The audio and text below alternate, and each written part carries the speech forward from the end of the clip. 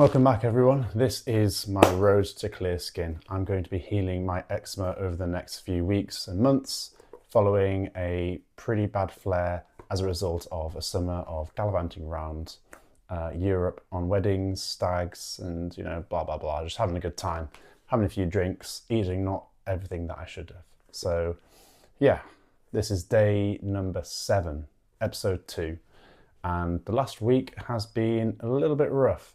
I think you'll notice on my first video I was pretty down. I was literally in such a monotone voice and I'm really tired and wow. But had a few good nights sleep in the last week or so and feeling a lot better today. The sun's out, it's nice and hot. So yeah, quick rundown. The first 2 nights after my initial video were again pretty rough. My skin was very tight and itchy and sore. And then the next couple of days I stuck with my diet and I'm feeling the benefits of it, and I've had some good night's sleep. I haven't been itching in the evenings or at night time, and my skin is making a recovery. So I'll give you some close-ups of my skin now. So this is what my skin looks like now. You can see that on my body, on my shoulders, where my eczema flare has been, it's starting to level out. You can also see where it's still quite red and pale. So where it's pale, that's not the worst spots in the world. It shows that it's healing a little bit, but yeah, unfortunately I've lost the pigment. Hopefully that should come back later. You can see that, that's in my arms as well. A little bit red, shows it's some eczema. And you can see there where my eczema flare actually starts around about here. It goes about there. It's not as red at the moment, it's not itchy, which is really good. You can see that my shoulder here as well. This was the real sandpapery bits, but it's dried down a little bit. Again here as well, super dry. This is where the main flare is. So this is actually quite sandpapery and very flaky. So this is after 1 week of clearing out my diet and eating paleo and trying to look after myself a little bit. So we keep at it, and yeah, hopefully we'll continue to see good progress. The one thing which I've been really trying to do from day 1 of this journey is just to stick to my diet and something that I know that works for me. And I think it's quite popular in the eczema community and general autoimmune disease community as well, and that's the paleo diet.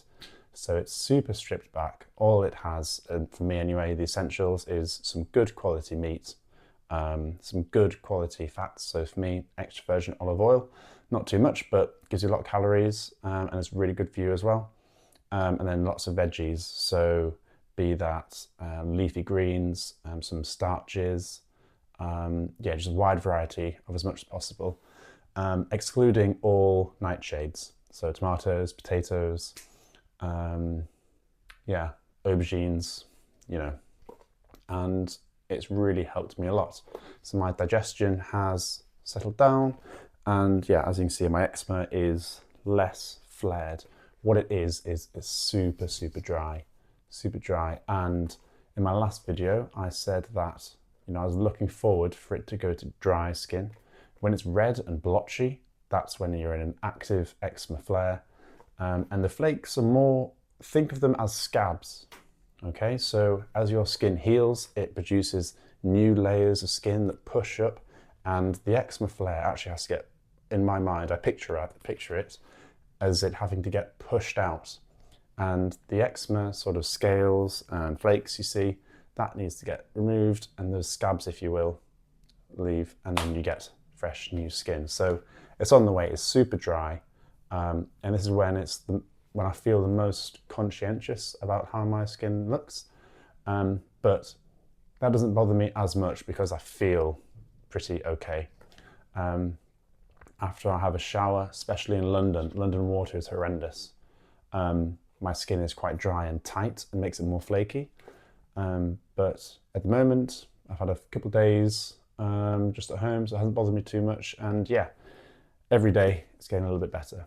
But what I wanted to talk about today in a little bit more detail, as well as my skin update, is the food diary. So this is something that obviously I alluded to in my last video.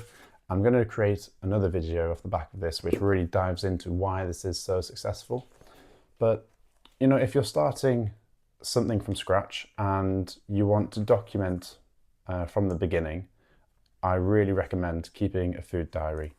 Even if you're not doing anything perfectly, but you just want to say, okay, from this point in time, I need to know what the hell is going on, because I've got no idea.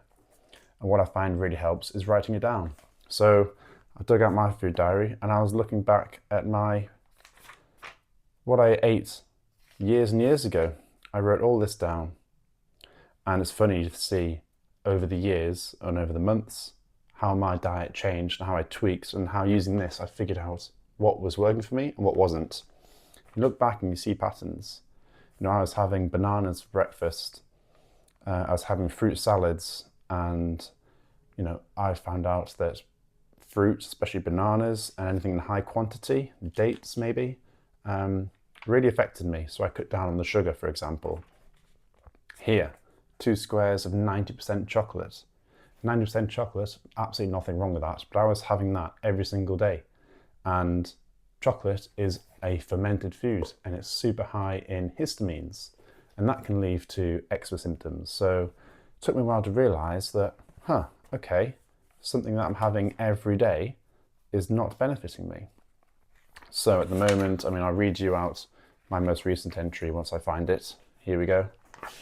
So at the moment, this is what I'm eating last week or so for breakfast. I'm having either 2 or 3 hard-boiled eggs. I have that about 10 o'clock. And with that, I have my supplements, vitamin D, fish oil, and a multivitamin. For lunch, I'm having a salad. I'm having spring onion, beetroot, white chicory, fennel, lamb's lettuce. I'm having that with some chicken. Okay, that's what I had on Friday. Today's Sunday, by the way, day 7, as I said. And then here I've got a little section of how I slept. So I said my neck is very dry. It feels like sandpaper.